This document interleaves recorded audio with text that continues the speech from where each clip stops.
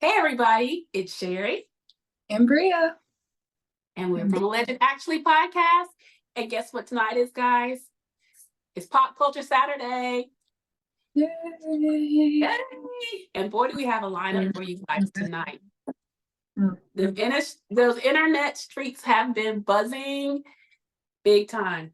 Yes. The first week of January, the first week of 2024 has started off to, woo, it started off a little crazy, but let's get into it. We're going to get into it. We've got a little lineup for you, but we're going to close out strong with what everybody is talking about, guys. We are going to hit on a little bit of Kanye West with his tax issues. We're going to talk about our good sis Taraji P. Henson. We're going to bring up some ignorance from little Boosie Baddie. Of course. The baddie himself. Would it be pop culture without a little silliness from little Boosie? No. We're also going to talk a little bit about my good sis Tasha K versus Kevin Hart. And we're going to close out with what everybody's talking about. And that's how Sir Katt Williams broke the internet. Okay? All right. So, all right, Bria, let's talk about it. Let's. Kanye West. Well, guys, turns out Mr. Billionaire West himself currently owes the IRS somewhere upwards to the tune of $1 million in taxes. Now, this is due partially from his company, Yeezy, facing 4 active tax liens. Okay. He was also awarded 2 residences that he had owned with his former wife, Kim Kardashian, which was a 4-bedroom mansion and a 3-bedroom apartment, both located in Calabasas, that currently has a couple of tax liens on it as well. In addition to that, guys, he's lost numerous big brand deals because of his anti-Semitic rants and foolishness. And he's also being sued, I come to find out after doing a little digging, by a remodeler, Mr. Tony Saxon, who had been working on one of his homes in Malibu. He had this man working in some unsafe work conditions, working 16-hour days, and Mr. Saxon wants him to run him his money. As he should. As he should. As he should. And let's be clear, guys. We all know Mr. West is not mentally stable at the moment. But here's a little piece of advice, Kanye. Why don't you concentrate on paying Uncle Sam and stop posting half-naked photos of your current civil alleged wife, Bianca Censori? We really don't want to see her saggy breasts and her in flesh-colored bodysuits.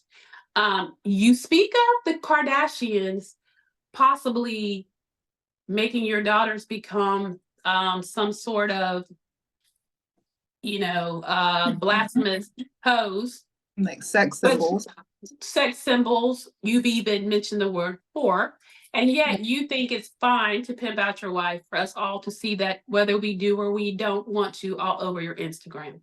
Mr. West, sir, please pay your taxes. Exactly. Work on your music. Do what you do best, sir. Go create. Go create. Pay your taxes. Exactly. Because at the end of the day, all of those accusations, all those claims that he's made against his former wife, who he thought was the epitome of beauty, who he said that he had to take multiple showers to be with her because he had been with slutty Amber Rose. Who owns it with her slut walk? She owns it. Absolutely. Absolutely. But shout out to Amber Rose. Yes. We love you. But that's neither here nor there. Absolutely not. We know that ultimately he was doing that for control to give Kim a worse image than she already kind of has. But yeah, Yeah. we knew what that was when we clocked that already. But Yeah. yeah, pay your bills. Payroll, sir. Big money, pay your bills. I have to pay my taxes. You need to pay yours too. Right, right. Right. So exactly. But we know that he was Yeah. also a Trump supporter, and those people don't believe in paying their bills. So All right. And moving on. Um, Next on the lineup is our good sis Taraji P. Henson. Y'all, I think it was Saturday before last pop culture edition that we discussed her talking about the difference and disparity between what Black actresses in Hollywood make versus their white counterparts or male counterparts. Her particularly being at the top of her game, still accepting in comparison these low salaries. Now, we talked about that, and she talked about that with the movie, The Curious Case of Benjamin Button. The huge difference in her getting, I think it was $150,000 to Brad Pitt's $2 million. That's, we talked about, well, it was his movie. She was in a co-starring role, got that, and that was way back then, and this is now. Since then, her body of work has immensely increased.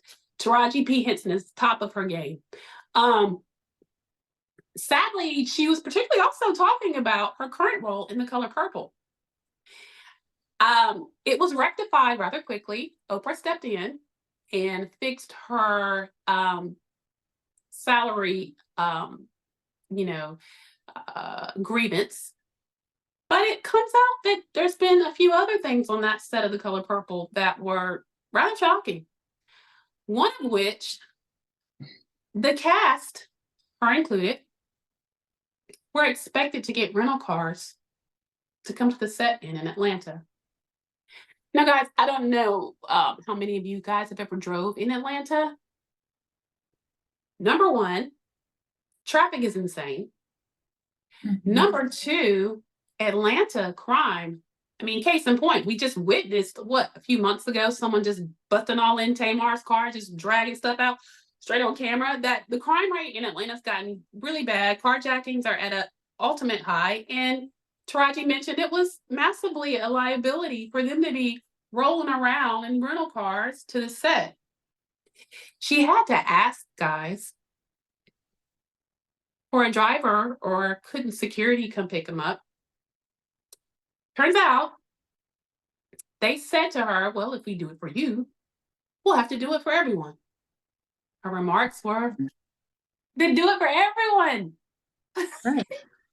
Guys, it's shocking in this day and age that these A-list actresses of color are still having to fight for things that you wouldn't even think would be an issue.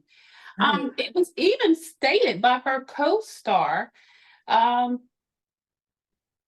played, let's see, it was stated by one of her co-stars that before Oprah contacted Taraji about the working conditions, yes, it's right here, by Daniel Brooks. She talks about them not even having their own dressing rooms. That's a shame. And we talked about it, like I said, a couple of Saturdays ago. Actually, I'm proud of Taraji for speaking up. Me too. I really hope that this brings awareness to the fact that things need to change. Right. Things need to change. Absolutely. Right. And it's like this weird, where it's like, you should be grateful that I'm giving you this opportunity instead of I'm grateful for this opportunity to have you star in this movie and make all this money for me.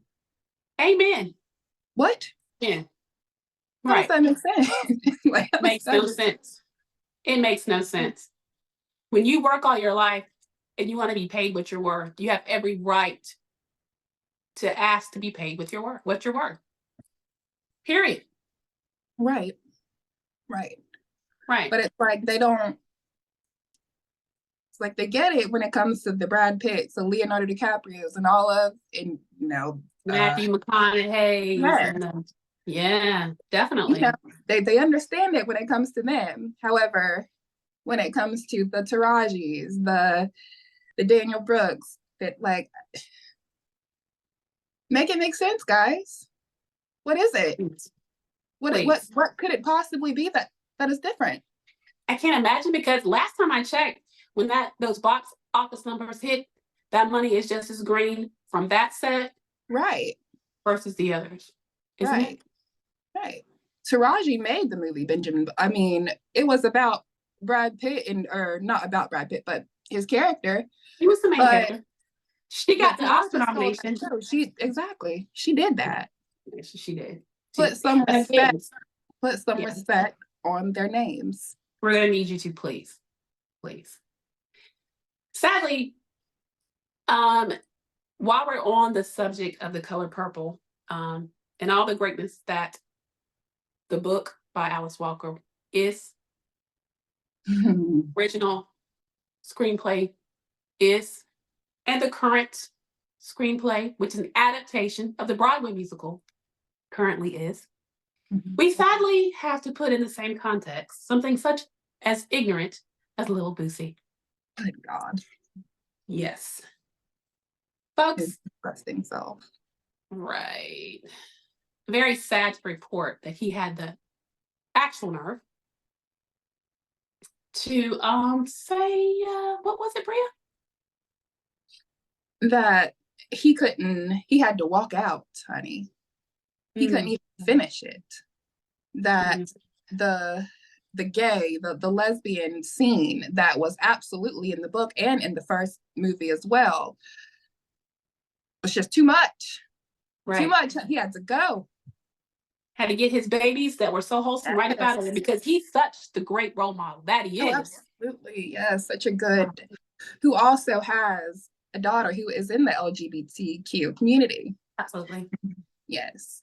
And also has lyrics that go in one of his songs off of his Every Ghetto, Every City, Volume 1 album. The lyrics go something like, two red bones kissing in the back seat. I like girls who like girls that attract me. And so it's only okay when it's women that you're attracted to, but then it's blasphemy. It's ruining the generation. Which is a little boozy. Right. Make it make sense. Right. Anyways. Anyway, we won't put any more time on this. He's an idiot. I was about to say the brain cells are disintegrating as we are speaking. Right. So let us move on, shall we, please? Exactly. Expecting somebody to understand a book that, clearly hasn't read past The Cat in the Hat. I was just gonna say, first of all, open a book, sir. Anyone that has read that book, I have. It is clear that the two of them are engaging in a lesbian relationship. It's in the book, sir. And in the first movie.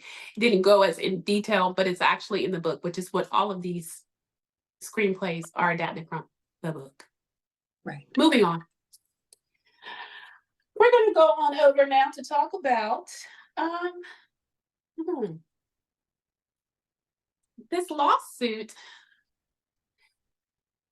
Now, my good sis, Tasha K. Guys, all right, now let's be clear. She is no stranger to being sued. Okay, she's a guru of the sue lane. Cardi B has pretty much made sure she knows all about that. And in that particular case, Tasha K lost, and she does need to run Cardi B her money. She does. Okay. Now, let me be clear. I watched Tasha K. I did not condone what happened between her and Cardi B. I did not. I thought it was mean-spirited. I thought that it really put a negative light on what those of us that enjoy doing this for entertainment on this YouTube platform. It went way too far. It became personal, and it became very silly. It became ego-driven. Like, she wasn't going to have Cardi B's people tell her what to do. And then it just grew into something that seems in this day and age, this Tasha K seemingly has learned from it. Some people say she hasn't. Some people say she has. She since then, guys, apologized to Cardi B. Okay. I personally think that Tasha K has a ton of talent. I think that when it's used in the right way, she's got something there. She wouldn't be still going if she didn't, guys. Okay. That's up to you. There's some winos out there. Hey, I tune in from time to time. I'm not even gonna sit here and say I don't. I do. I enjoy Tasha K. She's funny. But yes, I do not agree with what happened between Cardi B. Let me make that crystal clear. And even some of the other things that she does, sometimes she does go too far. We at Alleged, actually, that is not our lane. But do you, Tasha? But what we're talking about tonight is a lawsuit that has been filed on her from one Kevin Hart. Now, guys, you can say what you want to, but let me give you the details first, and then we'll chime in on our commentary on it. So the details are that Mr. Hart has filed a defamation and an extortion lawsuit against one Miss Tasha K. And he has also included in this lawsuit now an additional company, because there was Kibi Studios, which is her company, and he has also added to that Yellen Entertainment, which is owned by her husband, Sheikh Kebi, because it has been stated that Tasha has kind of diversified her money, trying to hide funds, allegedly to keep from paying Cardi B all of her money. Those that don't know, she's filed bankruptcy, and is essentially on a payment plan. And there are folks that speculate that allegedly she has diversified her funds in businesses under the guise of her husband to keep from having to pay the money. With an attempt, Kevin Hart has got ahead of that and is now coming for her husband's company as well. Now, this lawsuit is because Tasha K has done a interview with Kevin Hart's former assistant, one Maisha Shakes. It said that someone from Tasha K's camp had reached out to Kevin Hart's camp, saying that there is currently an interview that is going to be unleashed that could be damaging to his reputation, to his brand. And currently, there has been a snippet released of this said interview that the person from Tasha K's camp reached out to his camp stating for $250,000, that would make it go away. And based off of that allegation, he has filed this lawsuit.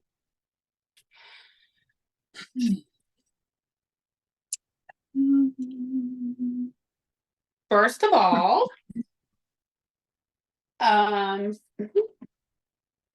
let me be clear. Kevin,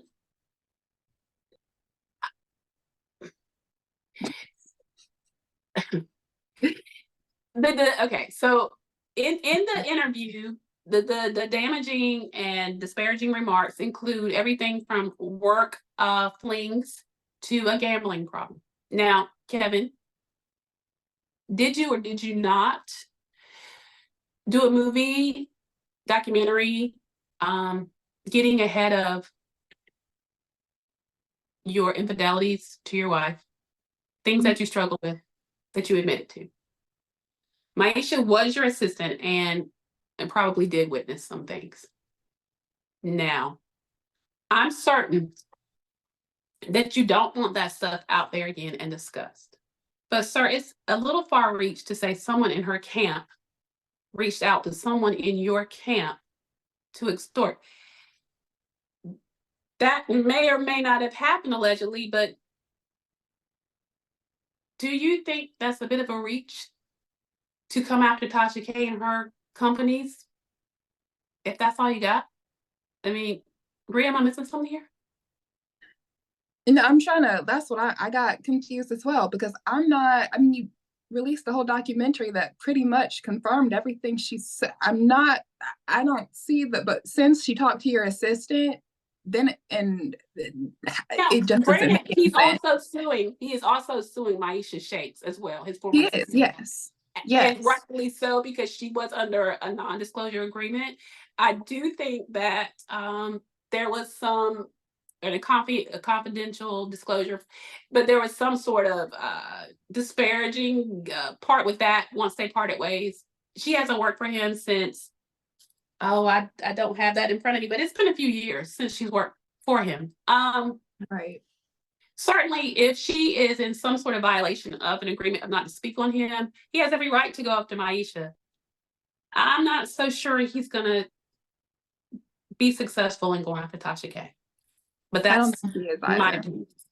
My opinion. So either. I think that after the Cardi B whole debacle, that she did learn her lesson. She knows exactly what to say if it's verifiable. Can't really nothing that you can do, buddy. There's nothing that you can do, sir. Right. Now, if somebody from Tasha K's team, now, like I said, if they did that, then sure. However, it does seem like a reach to me. And I think that he sees that this is out again. He tried to, like you said, he tried to get ahead of infidelity rumors. We know what kind of man you are. Aniko knows what kind of man you are. I mean, when she was smiling in Tori's face, tooting that thing up behind her back, she knew what she got.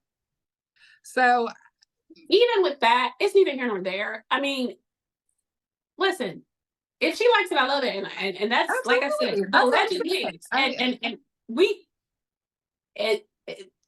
regardless of whatever it is, what the issue is what I'm saying. I mean, it looked like they got an open marriage or understanding to me. Like, you can do what you want as long as you keep this account stacked, honey. That's what nothing wrong. That's cool. Listen, it's all good over here. All we're saying is the lawsuit itself, sir, is a reach. And so good luck. I think Tasha has learned her lesson from Cardi B. I think that you might have done this hopping on that bandwagon, hoping to hush her up on scare tactics of losing more money, but I don't think this time, sir, it's going to be a hit. My opinion. Okay. Agreed. All right. Well, guys, we're going to move right along to what we've all been waiting to discuss, and that is the interview that broke the internet. None other than Mr. Katt Williams. So I myself happen to be listening at Club Shay Shay, which, to be honest, no disrespect, Shannon Sharp, I have never had the opportunity to listen to your podcast before.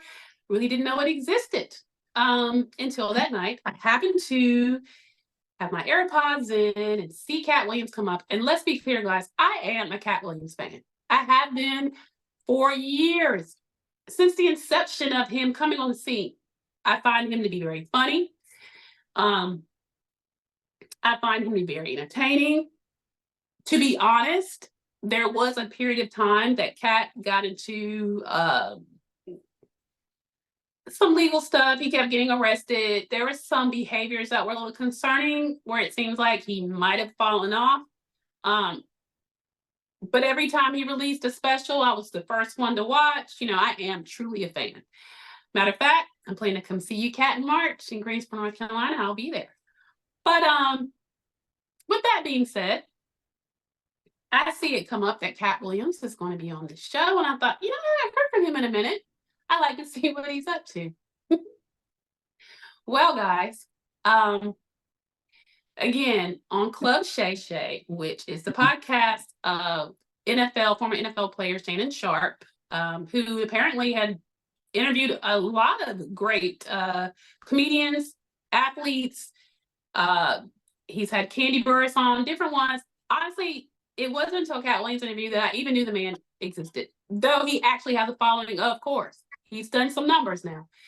Currently, at last check, I think he was somewhere around 21 million views on this Katt Williams interview, if that tells you guys something. And in these YouTube podcast streets, we have got to give you the respect, sir, that was amazing. You did your big one. Shay. You did your big one, Uncle Shay. Now, first off, Katt comes out the gate pretty much going in on some of his fellow comedians, okay? Not many were left spared, guys. My gracious. Let's see. Calamity Damage starts off with Mr. Ricky Smiley. For those of you that do not know, Katt Williams co-starred in Next Friday, which is the follow-up to Ice Cube's movie Friday. And in that movie, he played Money Mike. And Ricky Smiley also co-starred with him in said movie, and he played Santa Claus. However, Ricky Smiley had been interviewed by Shannon Sharpe.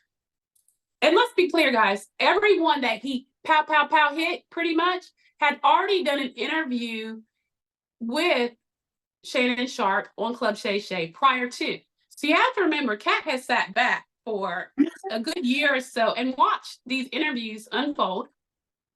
Can I also throw in there, guys, that whatever you may think of Katt Williams, anybody that sat there and listened to that interview has got to give that man his props. Katt Williams is highly intelligent, okay? He is unabashedly fearless, and the way that good Lord, his views on a lot of things make so much sense. The man, New Respect was always a fan, but may I say New Respect? New Respect. Okay? Absolutely. Yes. Whether you agree with everything he said or not, again, you have to give it to the man. And I'm giving it to you, Shannon Sharpe. Excellent interview, okay? Simply outstanding. Back to Ricky Smiley. There was apparently, Ricky had said that the role of Money Mike had initially been his role, that he had actually already had filmed 4 days in that role, which Katt Williams vehemently disagrees with. Katt went on to say that, of course, it was indeed his role. He had to audition for it. He beat out 251 comics for this role, to include Ricky Smiley. He went on to insult Ricky Smiley's stand-up routines, as he did most of the comedy greats. Yeah. Biggest takeaway on Ricky, and Katt's him going in on Ricky is Ice Cube did weigh in to back up some, but yet clarify some things that were a little bit inconsistent with what he believed to have happened. Bree, do you have that clip for us? I do. 1 second. I'm trying to get it to play. We need from the script. This is Let the comedians an excerpt. ad-lib, riff, play with the words, do they thing. You know, we give them a take where they can, or 2, 3 takes where they can go off and do what they feel. You know, sometimes it makes the movie, sometimes it don't. You know, sometimes you rules. You want to make it the movie. So in the movie, there's second thing I want to clear up. I would never shoot a movie singing.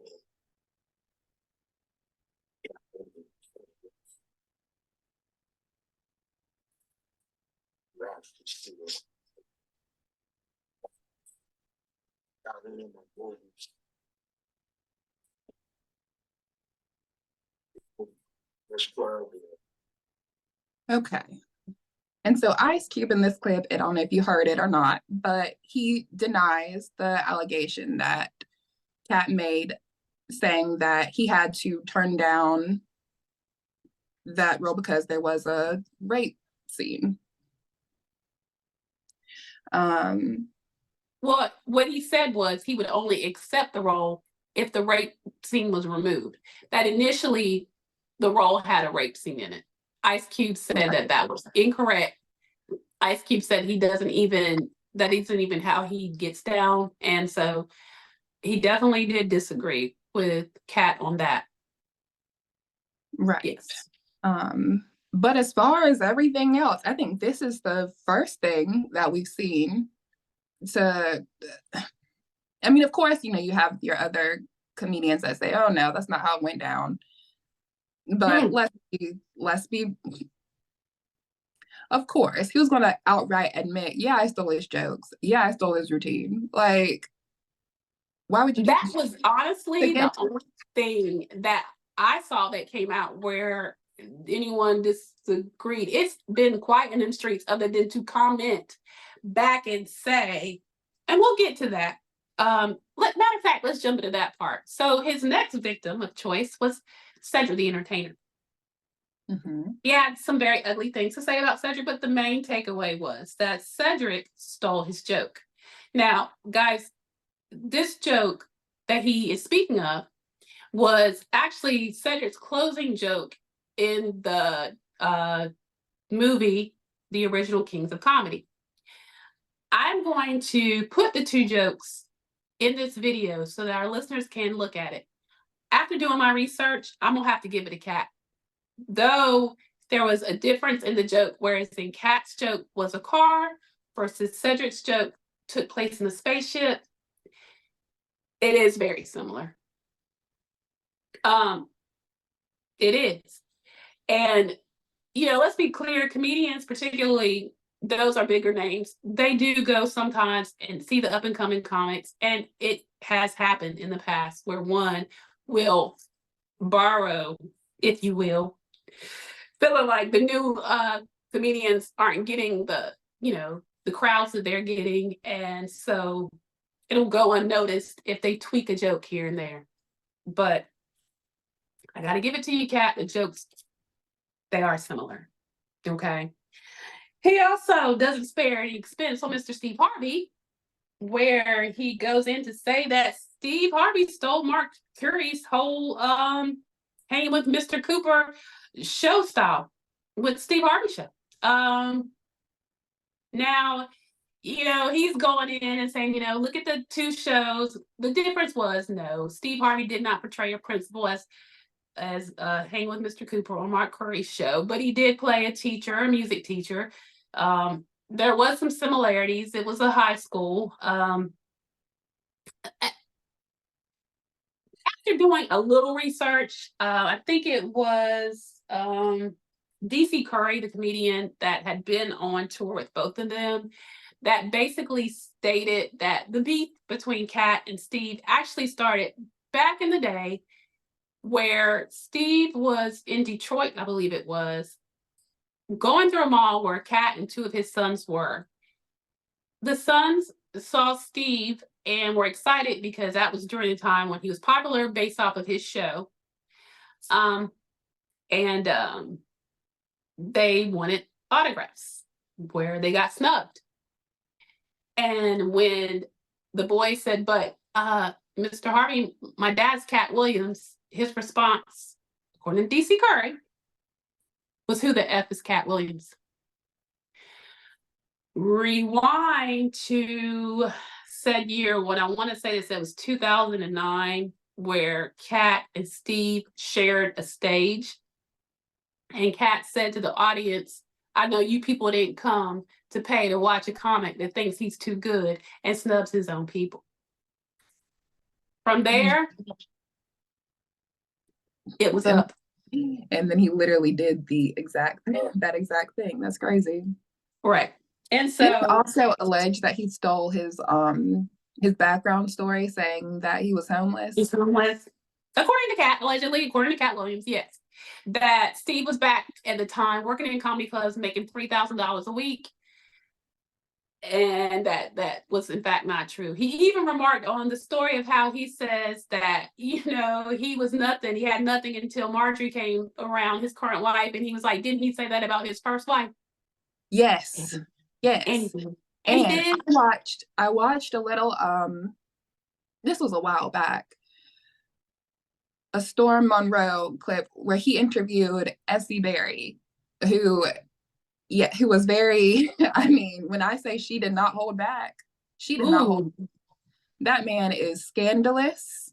Mm. And the fact that Allegedly. where everybody is getting exposed. Oh yeah. Some people are getting lawsuits, some aren't. And you have to kind of look at the people that aren't and think, there might be a lot of truth to what you're saying, because All you right. can't, if it's true and they know In it's this true day and age. and they have been in close proximity to you and you know that, ain't nothing you can do because Mm-mm. they got receipts Absolutely. and you better He not. said, And you better how not. do you think it is that I walk around and do me? This man is unscathed and there's a reason for it. And guys, what I've loved about this is not because it's going to not take away from any of these guys' careers, okay? Because we're just getting started. He has a list. We're not done with his collateral damage. Oh no. But what I want to say is, and I mean, this is everything from this interview, from, like Bria said, some of the lawsuits that are coming out. This is the year where people are getting exposed, guys. Yeah, there's going to come a day. Mhm. There's this quote that I heard today, as a matter of fact, that the truth takes the stairs, where the lies takes an elevator. Mhm. In time, though, the truth catches up to the lies. Oh yes. What's done in the dark also eventually brought to the light. All right. And Well, I don't even think that this is even the end. I think the 2020s are about opening your eyes, exposing all of these people that were celebrated, idolized, and seeing who you've actually been idolizing and celebrating this entire time. oh yeah. And I love it. I'm here for it. I am I here was for it. here for all of it. Because let me just tell you, Katt cleared the industry, period. He didn't stop with comedians now. Oh no. Oh, No. right. Exactly. Oh, no. The thing about Harvey Weinstein. Yeah. Well, There's a I'm lot. not going to repeat it. I'm not going to repeat it. We're not. But I I will believe say it this, wholeheartedly. guys. No, but I will say this. If you haven't yet, you really need to go out there and check out this interview, okay? Because you can agree to disagree, you can agree and agree, but it's one of those interviews that I know that most of the people I know have taken their time. This interview is almost a 3-hour interview. And when I say, I guarantee you won't be able to turn it off, trust me, guys. Goodness. It's so good. Jeez. It really is. So let's go further on that he also had it in for Mr. Face I Love, who said he was not funny and he could not act. He hit Michael Blackson, said his African accent was fake, and he started off in a dirty dashiki, and then it was he that gave him the advice to clean it up some and to okay. He mentioned Earthquake, but then he kind of gave Earthquake some flowers toward the end, so he kind of gave him a break. He got Gary Owens a little taste, saying, you know, how is it that he's been in these streets all the time but has yet to officially cross over? He went in a little bit on Chris Tucker because it was asked why, with him being in Friday and him being Smokey, you know, why he was not in the next Friday. He alluded to the fact that Chris wasn't good. Now, that's not true. And Chris Tucker was actually offered an opportunity to come back in as Smokey, and he refused because at that particular time, if you guys don't know, Chris was doing the Rush Hour movies with Jackie Chan and felt maybe it was too big for his brand now. Whatever. Last but not least, he whooped up on Kevin Hart a little bit. Calling him an industry plant. I have a little bit of that. This clip goes on for a little more than, we're just gonna play a little snippet of it. And here we go. Let's see. Sorry guys, I'll pull that up. Yeah, here we go. He had his deals when he got here. Have we heard of a comedian that came to LA and in his first year in LA, he had his own sitcom on network television and had his own movie called Soul Plane that he was leading? No, we've never heard of that before that person or since that person. What do you think a plant is? I have time to fact check everything he said because the All right. If you couldn't hear the clip, he basically was stating that Kevin Hart came up on the scene with a sitcom and a movie. I was there, guys, when Soul Plane came out. I had never heard of Kevin Hart. He led that movie. We don't know where he came from. From that day to this day, Kevin Hart has been hot and ripping up the scene.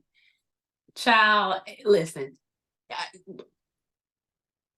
He also went on to talk about these comedians that served as gatekeepers. And if you guys don't know what a gatekeeper is, it's basically those that click up and keep other people from getting ahead. He accused Cedric and Steve Harvey of doing that. He's also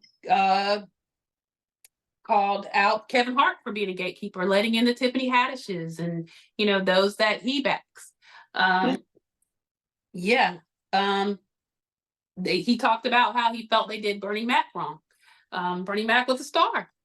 And Essie Berry, she went, when, like I said, on that interview with Storm Monroe, she went in. He was awful to Bernie Mac. But you know what? And stole some his jokes too. Stole some of his jokes too. And stole some of his jokes. For sure. And let me just say this. I don't know that was even a secret because they did a documentary or part of the Kings of Comedy. And in part of Steve Harvey's interview, he's admitted he was jealous of Bernie. He's admitted there was some bad blood, and Cedric too. And quite frankly, I found it very disrespectful when they were all on stage at Bernie Mac's funeral. If you had zoned in on Cedric the Entertainer's face, guys. Hateful. Extremely. Okay. All right. He didn't really say anything too bad on Martin Lawrence. However, he did say that he made the comment that Martin, before he had taken a hiatus, when Martin Lawrence had a little time where he had to take some time out. If you guys remember, Martin was working a lot. He got in burnout mode and kind of had a little bit of a nervous breakdown and stepped away from the limelight to get himself together. And according to Katt, had said, Katt, you know, you're my young brother. When I come back, I want you to work with me on this project. And Katt was like, I got you. When you're ready, you just call me. According to Katt, when Martin calls on him and he reads the script, he was like, this brother wants me in a dress. Katt Williams is adamant that for him, that is not his thing. He will not be portrayed in a dress. To date, he has not taken a role where he's worn a dress. He has said that, you know, Martin wanted him in Big Mama's house too, and he refused to do it.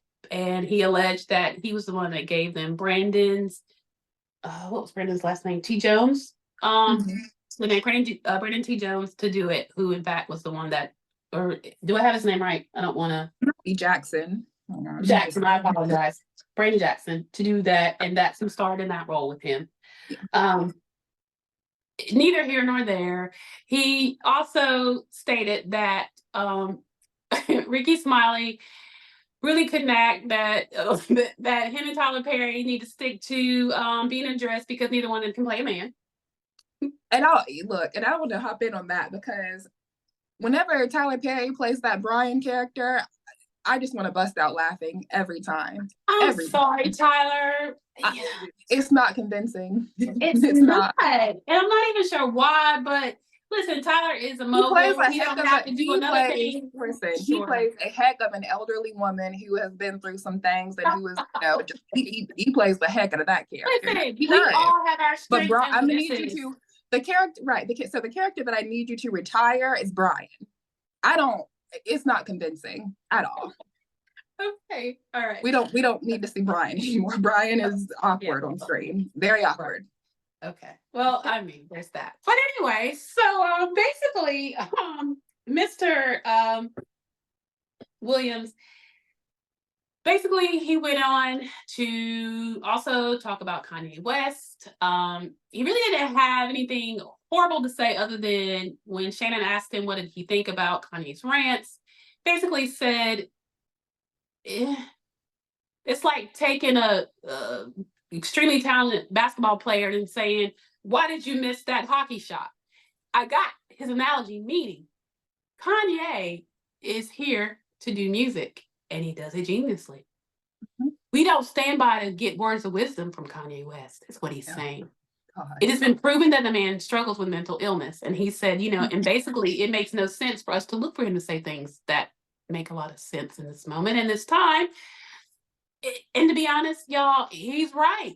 I mean, there was so much that he said, guys, that made me think, and I'm like, well, dang.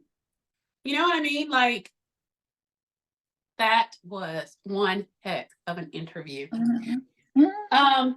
He also did go on to give props to some of the younger comedians, which I thought was very, very cool. He shouted out Country Wayne, DC Young Fly, Chica Beans, Just Hilarious, and Carlos. And so, and there's that.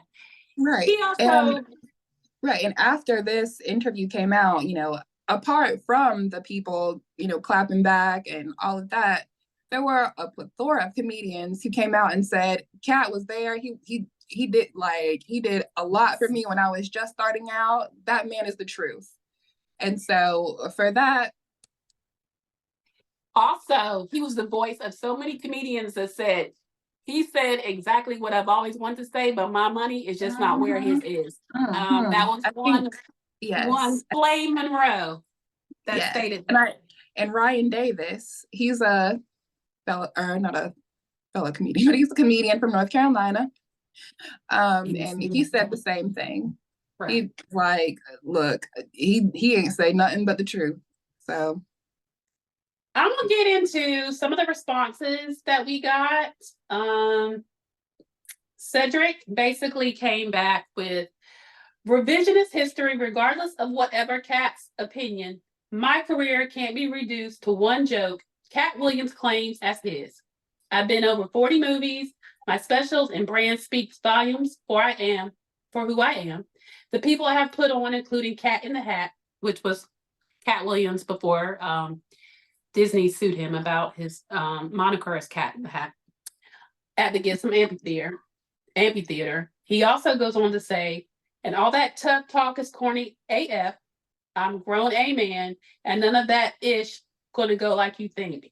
You go, you do you, and I got this over here. Quotes by Mr. Cedric the Entertainer. Ricky Smiley basically said that Katt has his facts messed up, but he didn't say too much more than that. Right. Which right. Mr. Kevin Hart said pretty much his response. Sorry, guys.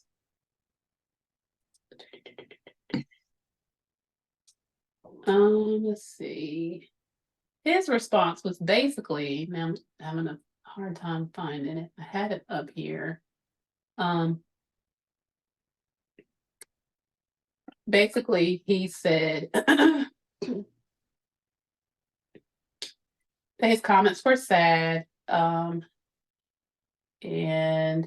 well, here's Michael Blackson's, but I wanted to give y'all Kevin Hart's. And of course, I can't find it. Michael Blackson basically said, Katt Williams is definitely top 10 comedians of all time and top 5 alive, but we all have to agree he's not the Katt of 2005.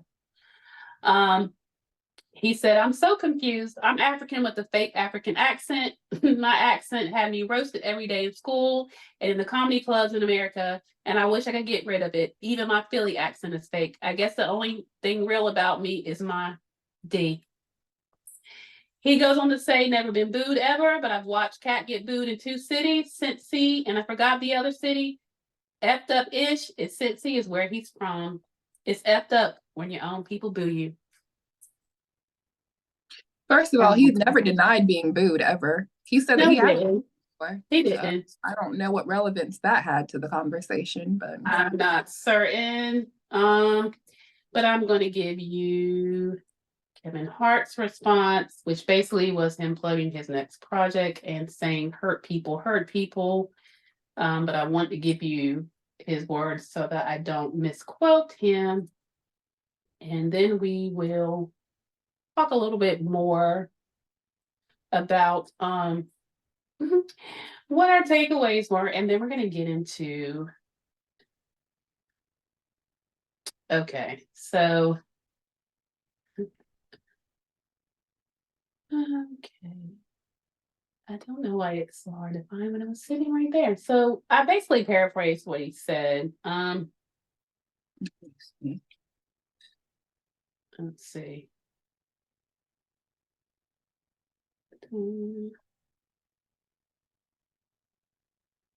Yeah, I mean, basically it says he was pretty much unfazed. Instead, he shared a trailer of his upcoming film, Lift, due on Netflix in 8 days. He added an unplayful twist, citing a moment in the trailer where a line refers to Katt, adding humor to the situation. Tiffany Haddish made a comment saying that he looked like Carlton or whatever his name is. Carlton White, White, yeah. he did a And little, but that was also besides the point. I feel like. I mean, that was kind of weak. And so, bottom line, everybody had to get their little digs back, but no one could really dispute what he really said. He did say something about Ludacris and him, which was kind of strange that they were both pursued by Illuminati and that one of them had to shave their sideburns off. He opted not to, and that Ludacris did, thus him getting however millions of dollars, and he equated that to his roles in Fast and Furious. Luda responded with a diss in a verse. Actually, we can listen to that. He also went on to, which I thought was kind of ugly of him, to call out all of these men that he feels like sold their souls in the industry, talked about their wives and the way their wives look. But that was just him being petty because we know that he dated Hazel Lee, and that's all. On that one, I would have to call you out on that one, Katt, because nobody that's more funny with light skin than Hazel Lee. I'm sorry. Ain't nobody got a funnier looking face than that. Lord forgive me, but no disrespect, but now that call out people on funny faces. Now that she's had the surgery, she's still a little funny. But he also helped her with that. So I mean, yeah. Shout out. All right, this is Luda's response. It's going to load here in just a second. But yeah. Well, if it wants to load. Today we are having a ton of issues with, but yeah. So I'm going to play this first. It's just as soon as it loads up. But guys, like I said, if you haven't, you need to check out Katt Williams' interview on Club Shay Shay. You will definitely not be sorry. It is crazy. Yeah. So, all right, guys, I'm going to play you a little bit of Mr. Luda's verse. What's heavy on my heart is always on my mind. Like Snoop's cannabis shredder, I'm always on my grind. Ain't throwing shade, cause niggas can never take my shine. I bring my watch collection on my jet. Let me take my time. Like fine wine, I'm aging like Benjamin. Top 5, I'm worth mentioning. Bringing rappers, I'm lynching them. See the pendulum swing, Jesus with diamond thorns. Ludacris, swallowed in Gucci linens when I was born. Never been Illuminati, only Illuminati. And I only left with bitches when coming from any party. Now I'm married with kids, the evolution of life. Never been a clout chaser, never say shit for likes. R.I.P. John Singleton. You never have to flex when you earn every one of your Fast and Furious checks. Afro with the sideburns. Yeah, that's my signature. Addiction's on the rise. Comedians check your temperature. Okay. As a rapper should. That's how he responded. Yeah, that's, I mean, that. That's what he does. That's his lane. That's what he does. Mhm. Good verse, Luda. It was a good verse. It's clean. Nothing wrong with Not it. ludicrous. I mean, you know, who doesn't love ludicrous? Okay. Now, Bria. I was kind of looking for a Cat Got Your Tongue reference in there somewhere, just a little play on words, but the first line was really. That's the rapper in that was you. good. You were looking for something, yeah. But I no, was- he got him with the on his Fast and Furious checks. Okay, he did that because he alluded to his deal with Illuminati, hence his Fast and Furious deals, him being a part of that franchise. That's why he said he earned each one of his Fast and Furious checks, and then he also talked about his sideburns, and that was his Monica look. You know, he didn't do anything for clout, and he was saying, you know, comedians get your temperature took. Yeah, I mean, there's a couple clever little pieces in there, but Mhm. nonetheless, that's how you should respond. That's what rappers do, right? So, Yeah, at beautifully. any rate, guys, Beautifully done. Yeah. yeah, nicely done. Only other thing that I want to say is, what I found funny was, as popular as this interview was, and guys, trust me, when I say last I checked, it was 21 million, I think 21 million views and growing. Because the more of us that keep talking about it, the more of y'all are going to keep going to check it out, right? Right. You want to hear it from the source. For sure. Absolutely, as you should, right? And so, what I found kind of funny was how bothered Uncle Shay was on the backlash. And was. Child, first of all, I'm gonna give Big you a little bothered. bit, but Bria, can we please discuss this a little bit, shall we? Of course. Listen just a few. And before I play some of this clip, guys, what Club Shay Shay does, once a week, him and Chad Ocho Cinco, come together on a recap of his interviews, so to speak, called Nightcap. And they generally do sports. They talk about his big interviews of the week. Let me give you an excerpt, and then me and Bria, we're going to get into that, okay? Just a second here. Listen up, guys. Listen, in my intro, I said, normally what I say, the person that's coming by for conversation and a drink, I'm a conversationalist, not an interviewer. It's a different space. He said, you've allowed other people a very safe place. That's why we like coming. Keyword, safe. Safe place. Safe place. I've also said on numerous occasions, if you want 60 minutes, if you want Dateline, if you want 48 hours, I'm not the place for you. Right. Go to those places and get those type of interviews. Right. Go to Lester Holt. Go to Nora O'Donnell. I'm not Mike Wallace. So I'm not Ed Bradley, rest his soul, or Dan Rather, or Walter Cronkite, rest their soul, Don Wilcox. That's not who I am. Right. So if you want those type of interviews, you need to go to places that have those type of interviews. Right. Now, the problem is, Katt Williams was my 102nd interview. Conversation on Club Shay Shay. He was the 102nd. Nobody said anything. Oh, but Shannon, you left this on the bone. I've had Magic Johnson. I've had Steve Harvey. I've had Michael Blackson. I've had Seth Entertainer. I've had DC Youngfly. I've had a lot of people. Yeah. Nobody said anything about pushback and follow-up questions until I got Katt Williams on. And, sir, with that being said, none of those hit 21 million views, sir. There you go. That was your most controversial interview. Of course, you're going to have more backlash from it, dummy. Like, what? Here's my What was thing. the emotion? What was the reason for that? Child, let me just say this. And, you know, I found it funny. Shannon Sharp Because girl. has a following because he's an NFL player. He currently does, now he does First Take, where he does commentating on football. He has a following, right? So usually if you're going to tune in to Unc's Club Shay Shay, it's because you revere Shannon Sharp, right? So he didn't get much backlash, okay? Because his viewership were his peeps. When you start doing numbers like 20 some odd million views or Right. overnight 5 million, you're opening up to a wider audience that don't care about who you are. They want to see what Katt Williams has to say, okay? Bingo. Yes, sir. Because this is the first interview full out that I've watched, or not interview, forgive me, conversation. Please get it right, Chris. He's I've not an watched. interviewer. Oh He's a my God. conversationalist. So sorry, but yeah, this is the first conversation that I've watched the whole way through, and yes, I'm going to offer my critique on it because it's a controversial discussion.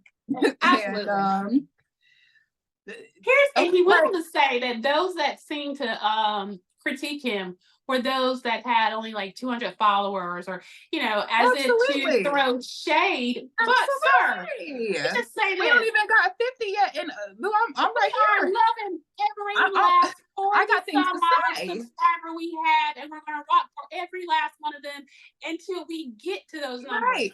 Yes. And right. We're gonna represent. But sir, because they want to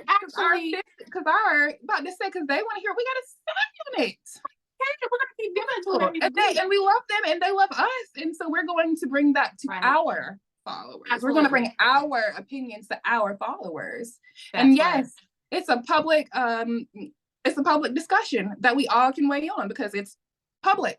So the public is going to weigh in on it, sir. Before you beloved athletes and revered folks start crying about backlash on a 20 some odd $1 million view episode on your YouTube channel, sir, might I give you a little advice from us ladies here at Alleged Actually? Sir, you must take the good with the bad. That 21 million viewership is going to be a very fat YouTube check. You can take that check and dry your tears, sir, because we, sir, don't feel sorry for you. We revere to get those numbers someday, but if we never do, what we're not going to do is cry about a little constructive criticism. Right. I'm going to be the same, because it's not when we get to those views, the criticism that I see, I'm going to look at that, see the amount of money that is in my bank account, wipe my tears with $100 bill, and I'm gonna keep it moving. I'm gonna keep it moving, because at the end of the day, you're paying me. Thank you for your comments. Thank you for working my algorithm for me, sweetheart. It was funny to me. Y'all, it doesn't diminish the fact that he did one heck of a job. Kudos to you, Shannon Sharp. You did your big one. Great interview, great conversation and a drink with Mr. Katt Williams. You killed it. Y'all broke the internet for sure. 2024, I don't know that anyone will do that, what you did. Great job, sir. Stop worrying about the critics. Only let it make you grow. Please don't cry us a river over a 21 and still growing viewership. Not feeling sorry for you over here. However, let us say this, guys. Again, check it out if you haven't. Thank you for coming over here with us for this time to talk about what's going on in those pop culture streets. Bree, do you have anything to add? No, I think I pretty much covered everything in here. Like I said, we are in this is the 2020s. Keep on. I feel like this is just the tip of the iceberg. We're going to see more and more. Bisaye, I think they're about to come for you next, and your husband as well. So that's what I'm just here for it. I'm here for all of the exposures. Right. But like I said, allegedly they're coming for you, because don't come for me, child. Don't. Please. It's all allegedly. Okay. So we say this, all of that to say this. Thank you guys for tuning in. Come back and hang out with me on Monday as I recap Married to Medicine. I will not be doing a recap on Real Housewives of Potomac. I will give you guys a little insight as to why, but I will be talking about 90 Day Single Life. And so And I will be joining her on that one because Absolutely. I watched that. Yes. So come on back Monday. We will be coming back this week, Monday. Wednesday, I'll be recapping the reunion of Real Housewives of Salt Lake City. Thursdays, we'll do Married at First Sight, and then come on back next Saturday for more Pop Culture Saturday. Thank you guys for every like, share, and every subscriber. We appreciate you. Keep coming back. We're going to keep getting better, and we want your critique. Honey, put them in the comments. We don't, shoot, even if we're not there yet, we welcome it. We absolutely welcome it. And every single follower, every single subscriber is super important. We love y'all. We see y'all, and we thank y'all. Thank you so much. So we bid you good night. Come on back Monday and hang out with us some more. We will see you then. Have a good night, guys. Bye. Bye.